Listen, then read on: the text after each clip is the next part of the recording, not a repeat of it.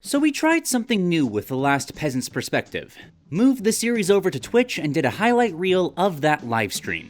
That was fine, it was serviceable, was easy to make, and still got the point across. I'd call that a success.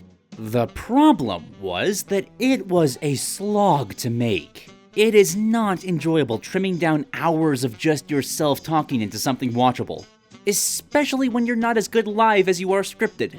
And the next stream was twice as long. I couldn't work on it for more than 10 minutes. I could feel my brain melting.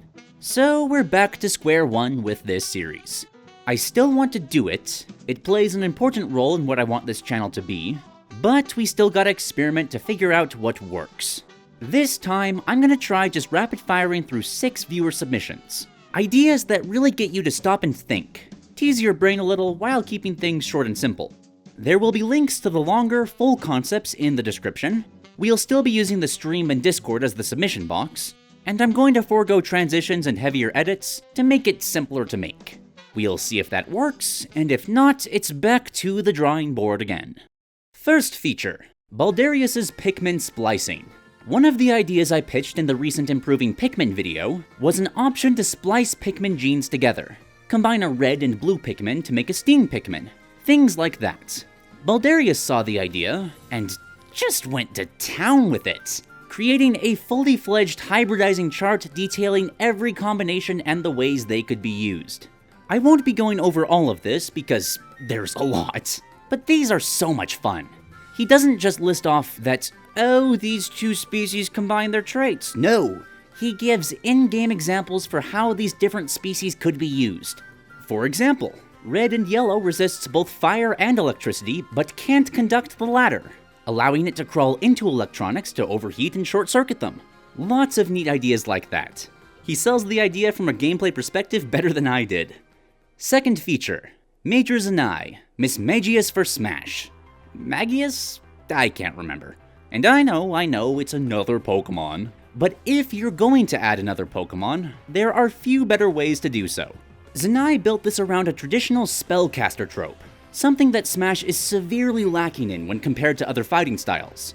There's some cool abilities here, but in particular, I want to highlight the brilliance of trying to implement Hex. Hex is an ability that deals more damage based on if your opponent has a status effect. That is such an interesting idea. Imagine a character design built around trying to apply various status effects and comboing that into Hex. That would lead to so many interesting matchups, especially for team battles. Great outside-of-the-box thinking. Gold star. Third feature, Jester of Jerks on Invisibility.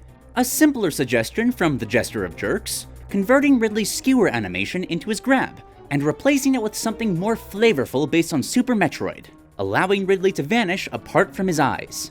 Now, as I told Jester during the stream, I don't think this would work with Ridley as he currently is. His kit would have to be reworked to fit a tool like this, but it did start a fantastic discussion as to what characters could use something like this.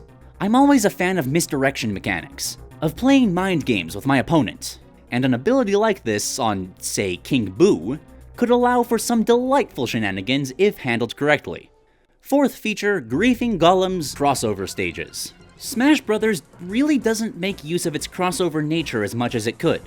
These franchises are coming together, but apart from the characters, they don't really cross into each other. We haven't had something that blends these worlds since, not even Subspace did this. That was just generic environments. Melee's Adventure Mode was the only avenue this was really even attempted, and even then it was very surface level. Griefing Golem wants to change that with crossover stages, arenas that take inspiration from multiple games at once.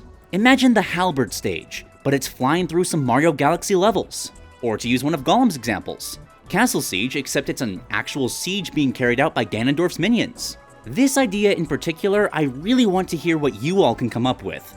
The very notion opens up so many possibilities. Fifth feature, Shanty with Banjo's Twisted Tales. This is an idea that I wish more games would try to embrace, and it fits Banjo and Kazooie especially well. This new Banjo game, Banjo's Twisted Tales, is based around splicing and mixing previous Banjo titles together, due to a botched scheme of Gruntilda's. Picture this. Poke a bunch of holes in Spiral Mountain and Mumbo's Mountain, then fill the holes in Spiral Mountain with pieces of Mumbo's. creating a bizarre blend of nostalgia that opens up entirely new ways to explore these classic worlds. It'd be a fun way to refresh these ideas and reset the stage for the series. Final feature, DittoMaster's Monokuma for Smash. I don't think I can do this concept proper justice here, as it is one of the most well-written, well-thought-out ones I've ever seen. And as a side effect of that, it is very long. But don't let that scare you away. I didn't even know Monokuma's name, but after reading this, I want this creepy bear in Smash. And yes, very creepy bear. You may have been like me, not well versed on the series and just thought it was some kind of crazy, bipolar, kinda adorable teddy bear. No, this is a bad teddy bear. This is the worst teddy bear. But the crazy and disturbing abilities that he has would just make him that much more enjoyable in Smash. And I think the best way to sell you on reading this is the extra effect Ditto gave on his final Smash. Called Execution, this has a similar effect to Zelda, Ridley, and Joker's final Smash, that it can instantly kill you. And like Joker's, it will cause a special effect to happen on the end screen. If Monokuma ends the match with his final Smash, the last person to be killed will not appear in these little windows. They are gone. They are dead, erased from existence.